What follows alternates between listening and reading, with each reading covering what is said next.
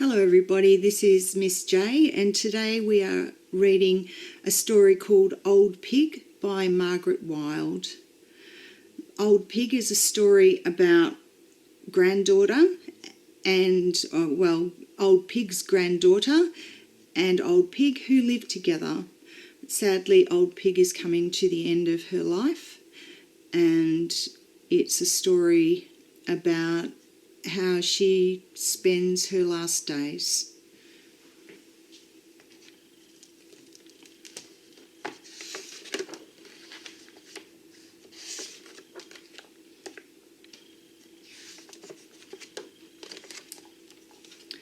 Old Pig and Granddaughter had lived together for a long, long time.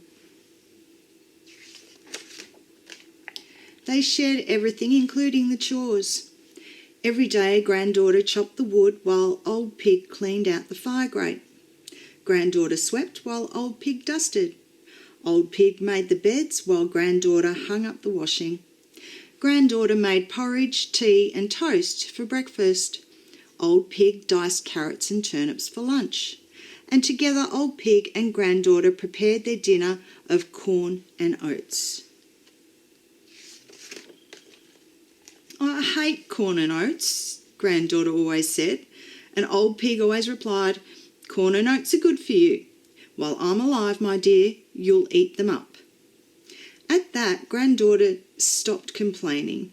She'd eat corn and oats for breakfast, lunch and dinner if it meant that Old Pig would live forever. One morning, Old Pig did not get up as usual for breakfast. "I'm feeling tired," she said. "I think I'll have breakfast in bed today."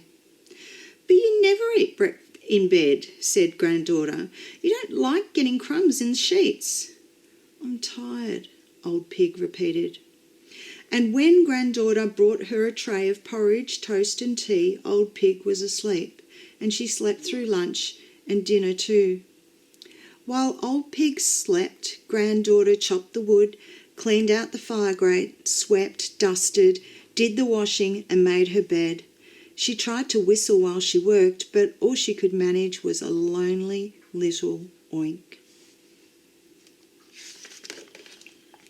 The next morning, Old Pig was still tired, but she made herself get up. She had a spoonful of porridge, a bite of toast and a sip of tea. "That's not enough to feed a sparrow, let alone a big old pig like you," said Granddaughter. She pulled a funny, stern face, but Old Pig just shut her eyes for a moment, then looked around for a bag and hat. "I have a lot to do today," she said. "I must be prepared." "Prepared for what?" asked Granddaughter. Old Pig didn't reply. She didn't have to. Granddaughter already knew the answer, and it made her feel like crying inside. Old Pig returned her books to the library and didn't borrow any more. She went to the bank, took out all her money and closed the account. Then she went to the grocery store and paid the bill. She also paid the electricity bill, the greengrocer's bill and the bill for firewood. When she got home, she tucked the rest of her money into Granddaughter's purse. "Keep it safe," she said, "and use it wisely." "I will," said Granddaughter. She tried to smile, but her mouth wobbled, and Old Pig said, There, no tears." "I promise," said Granddaughter, but it was the hardest promise she'd ever had to make. "Now," said Old Pig, "I want to feast." "You've got your appetite back?" Granddaughter asked, suddenly feeling hopeful. "I'm not hungry for food," Old Pig said. "I want to take a slow walk around the town and feast my eyes on the trees, the flowers, the sky, on everything." So Old Pig and Granddaughter went for a slow walk around the town.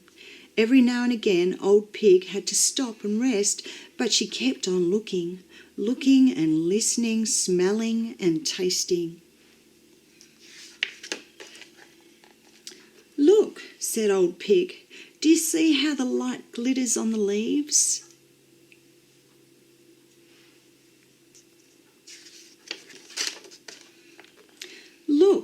said Old Pig.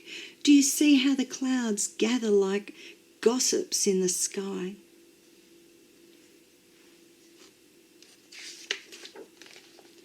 "Look," said Old Pig, "do you see how the summer house is reflected in the lake?"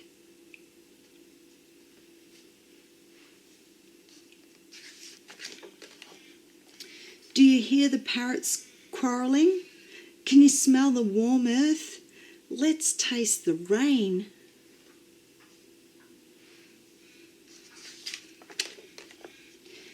It was late by the time Old Pig and Granddaughter got home.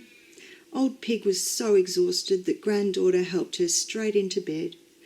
Then Granddaughter made herself a bowl of corn and oats, and she ate them all up. She washed the dishes and put them away. Then she went into Old Pig's room. Old Pig was not yet asleep. Granddaughter sat beside her on the bed. She said, "Do you remember when I was little and had a bad dream, you used to come into my bed and hold me tight?" "I remember," said Old Pig. "Tonight," said Granddaughter, "I'd like to come into your bed and hold you tight. Would that be all right?" "That would be very all right," said Old Pig. So Granddaughter switched off the lights and opened the window to let in the breeze and opened the curtains to let in the moon.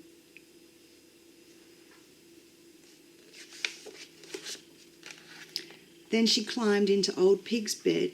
She put her arms around Old Pig, and for the very last time, Old Pig and Granddaughter held each other tight until morning.